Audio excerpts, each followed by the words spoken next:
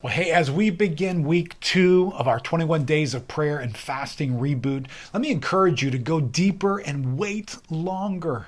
When we take 21 days to wait on God, we're not after these 5-minute issues of life. We're after a breakthrough in significant areas of our lives, or our family, or our local church, or our community, our world.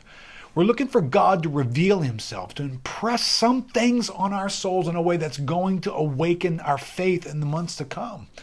All right, let's take some insights from a familiar verse, right? Romans chapter 12, verse 1 and 2. I appeal to you, therefore, brothers, by the mercies of God, to present your bodies as a living sacrifice, holy and acceptable to God, which is your spiritual worship. Do not be conformed to this world, but be transformed by the renewal of your mind, that by testing you may discern what is the will of God, what is good and acceptable and perfect. In week 1 of our 21-day prayer and fasting reboot, we were humbling ourselves before the Lord. Or as verse 1 just said, we were presenting ourselves as a living sacrifice. We were surrendering and drawing near to God in worship. All right, well, this week, let's pick up what the Apostle Paul says in the next verse, in verse 2. Do not be conformed to this world, but be transformed by the renewal of your mind, that by testing you may discern what is the will of God, what's good and acceptable and perfect. This verse is powerfully revealing, right? First, it seems to assume that we're going to need to be reminded not to let ourselves be conformed to the ideas and patterns and philosophies of this world. And then we're told that in order for us to discern the will of God, we're going to have to undergo a transformation, a change of mind, if you will, to have our minds renewed. So we're taking 21 days to wait on the Lord, because we want to see his kingdom come.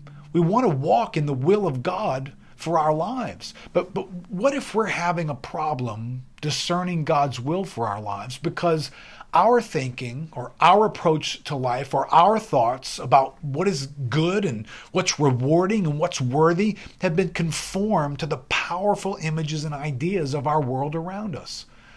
I read recently D.A. Carson in a book said, Satan himself is sometimes portrayed as a roaring lion. At other times, he's portrayed as an angel of light. He may be sending out false teaching that very subtly undermines the truth. He will suggest things. He will constantly tempt us to multiply things and multiply things and multiply things until the gospel is made essentially irrelevant because it becomes that which is merely assumed. It is not what you are excited about anymore. It's not in the forefront of your thinking. Right, listen, this week, Pastor John Piper, in his Ask Pastor John series, entitled his message, Escaping the Fog of Triviality. He said this, I have felt over the years that the greatest threat to my soul is not committing adultery against my wife or embezzling money from some ministry, or even a sudden throwing away of my faith and becoming an advocate for atheism or being overtaken by some terrible fit of rage and killing somebody. None of those things has seemed to me to be nearly as threatening to my soul as the creeping effect of pettiness. The loss of all capacity to feel greatness and beauty and magnificence and depth and wonder and awe and reverence and weightiness. This capacity of heart is not given primarily through education. It's given through the miracle of the Holy Spirit opening the eyes of the heart to be stunned by what is stunning, to be shocked by what's shocking, and to stand in awe of what is awesome, and to be amazed at what is amazing, and to feel the crushing weight of what is crushing, and to see the glory of what is glorious. I dread, he said, from my heart being shrunk down in heart to the level where my heart's capacities for happiness consist only in silly TV jingles and empty-headed slapstick. That's what I fear. So here's what we want to make some room for in this second week. We want to give God access to the ideas and passions and longings that we see operating in our hearts.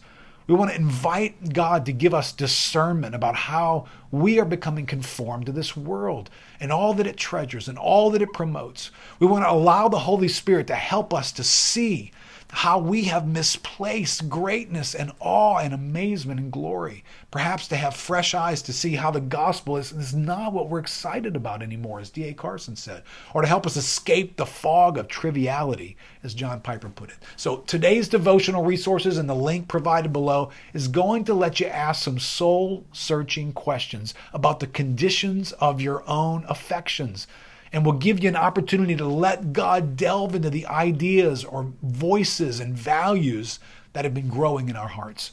Remember what Paul said to the Romans: do not be conformed to this world, but be transformed by the renewing of your mind, that by testing you may discern what is the will of God, what is good and acceptable and perfect. Praying for you as you press into the Lord and experience his nearness, and he helps us to embrace the things that are really valuable and see the things that are really good, and to taste and see his goodness in a difficult, evil day. Praying for you this week. We'll be back tomorrow.